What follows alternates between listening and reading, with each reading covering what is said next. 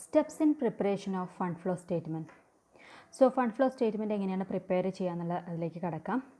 അപ്പോൾ അതിന് 4 പ്രധാനപ്പെട്ട സ്റ്റെപ്സ് ആണുള്ളത്. ഒന്ന്, preparation of schedule of changes in working capital. So ആദ്യം നമ്മൾ ചെയ്യുന്നത് schedule of changes in working capital എന്നുള്ളത് പ്രിപ്പയർ ചെയ്യണം. So schedule of changes in working capital എന്ന് പറയുന്നത് ഒരു സ്റ്റേറ്റ്മെൻ്റ് ആണ്. അതിൽ വർക്കിംഗ് ക്യാപിറ്റലിൻ്റെ ചേഞ്ചസ് മനസ്സിലാക്കാൻ വേണ്ടിയിട്ടാണ് ഈ ഷെഡ്യൂൾ പ്രിപ്പയർ ചെയ്യുന്നത്. സോ ഇത് പ്രിപ്പയർ ചെയ്യുന്നത് മാത്രമായിട്ട് എക്സാമിന് ചോദിക്കാറുണ്ട്. So it is very important. Okay, so ആദ്യം നമ്മൾ schedule of changes in working capital prepare ചെയ്യുന്നു. അതിനുശേഷം നോൺ കറൻറ്റ് ഐറ്റംസ്, അതായത് ഇവിടെ നമ്മൾ കറൻറ്റ് ഐറ്റംസ് മാത്രമേ കൺസിഡർ ചെയ്തിട്ടുണ്ടാവുള്ളൂ. ഇവിടെ നോൺ കറൻറ്റ് ഐറ്റംസിലെ ചേഞ്ചസ് എന്തൊക്കെയാണെന്നുള്ളത് അനലൈസ് ചെയ്യുന്നു. അതായത് നമുക്ക് അവൈലബിൾ ആകെ 2 ഇയറിലുള്ള ബാലൻസ് ഷീറ്റ് ആയിരിക്കും. ഈ 2 ഇയറിലുള്ള ബാലൻസ് ഷീറ്റിൽ നോൺ കറൻറ്റ് ഐറ്റംസ് എന്ന് പറയുമ്പോൾ അതിൽ ഫിക്സഡ് അസറ്റ്സും പെടും, നോൺ കറൻറ്റ് ലയബിലിറ്റീസും പെടും, അതായത് ലോങ് ടേം ലയബിലിറ്റീസും പെടും. സോ ഇതിലുണ്ടാകുന്ന ചേഞ്ചസ് എന്തൊക്കെയാണ് എന്നുള്ളത് നമ്മൾ അനലൈസ് ചെയ്യാം. സോ അത് അനലൈസ് ചെയ്യുന്നതിലൂടെ അത് നമ്മൾ അക്കൗണ്ടൊക്കെ പ്രിപ്പയർ ചെയ്തിട്ടാണ് അനലൈസ് ചെയ്യുക. അങ്ങനെ നമുക്ക് ഹിഡൻ ഐറ്റംസ് കണ്ടുപിടിക്കാൻ വേണ്ടിയിട്ട് സാധിക്കും. ഓക്കെ, സോ അതാണ് 2ാമത്തെ സ്റ്റെപ്പ്. ഇനി 3ാമത്തെ സ്റ്റെപ്പാണ് calculation of fund from operation.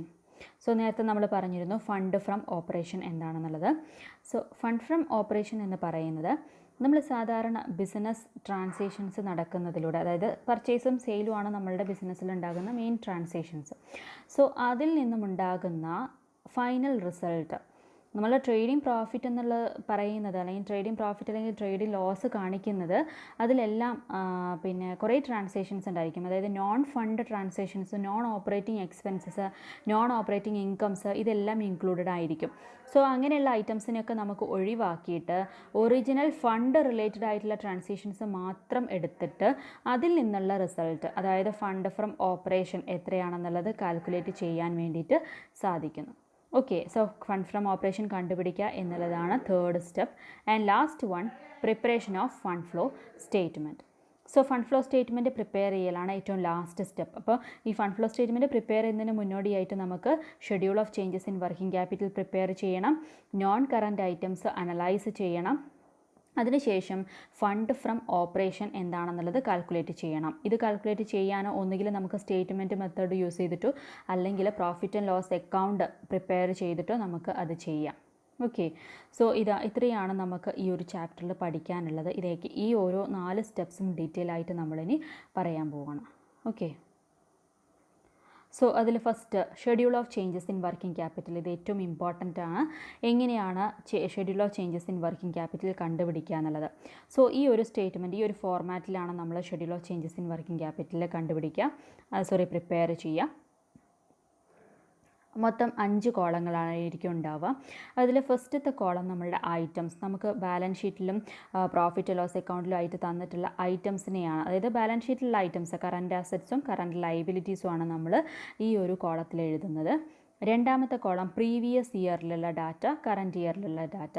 ഈ 3 ഐറ്റംസും നമുക്ക് തന്നിട്ടുള്ള ക്വസ്റ്റ്യനിൽ നിന്ന് തന്നെ കണ്ടുപിടിക്കാവുന്ന, അല്ലെങ്കിൽ ക്വസ്റ്റ്യനിൽ തന്നെ ഉള്ള ഐറ്റംസ് ആയിരിക്കും ഈ 3 ഐറ്റംസ്.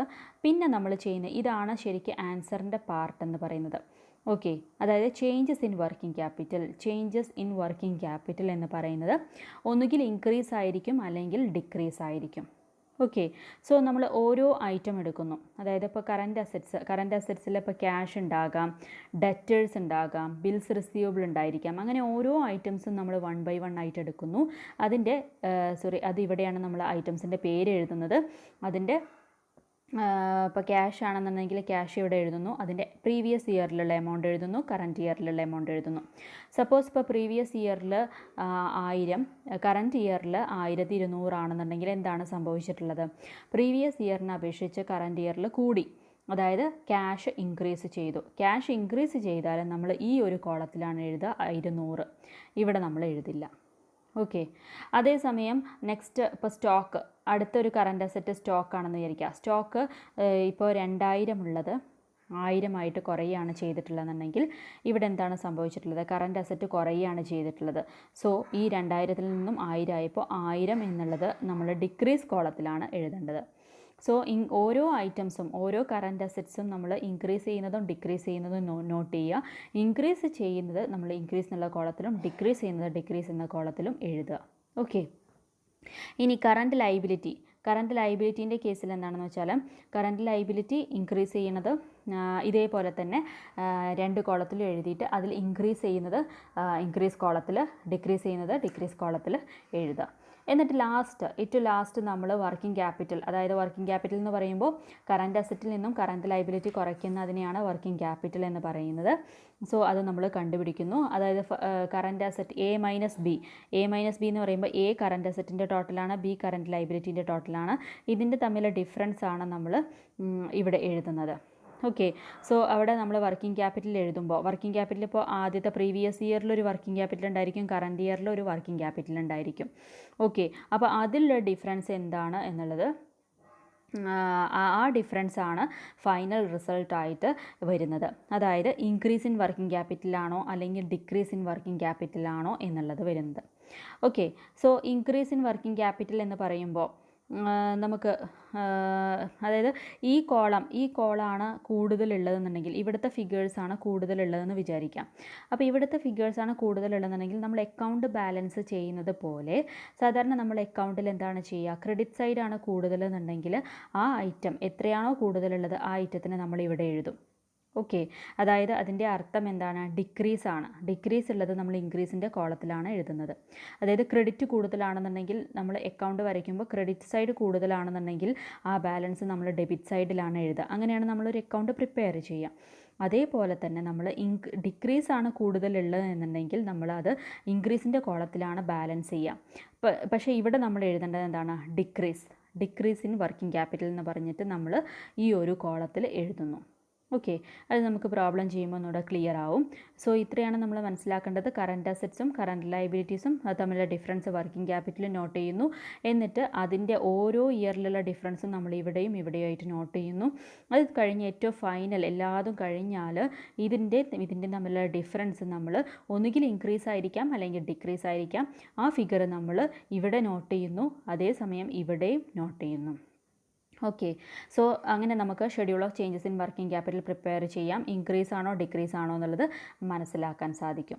ഓക്കെ, സോ ഈ ഒരു ഫൈനൽ റിസൾട്ടാണ് നമ്മൾ ഫണ്ട് ഫ്ലോ സ്റ്റേറ്റ്മെൻറ്റിലേക്ക് എടുക്കുന്നത്. അതായത് ഫണ്ട് ഫ്ലോ സ്റ്റേറ്റ്മെൻറ്റിൻ്റെ ബാലൻസ് ആയിട്ട് വരുന്നത് increase or decrease in working capital ആയിരിക്കും. ഓക്കെ, സോ ഇത് നമ്മൾ മനസ്സിലാക്കേണ്ടത് വളരെ അത്യാവശ്യമാണ്. Schedule of changes in working capital prepare ചെയ്യുന്നത് എങ്ങനെയാണെന്നുള്ളത് മനസ്സിലാക്കേണ്ടത് അത്യാവശ്യമാണ്. ഓക്കെ, സോ നമുക്ക് നെക്സ്റ്റ് ഈ ഒരു പ്രോബ്ലം ബേസ് ചെയ്തിട്ടുള്ള ഡിസ്കഷൻ നടത്താം. സോ ഈ പ്രോബ്ലം നോട്ട് ഡൗൺ ചെയ്യാം.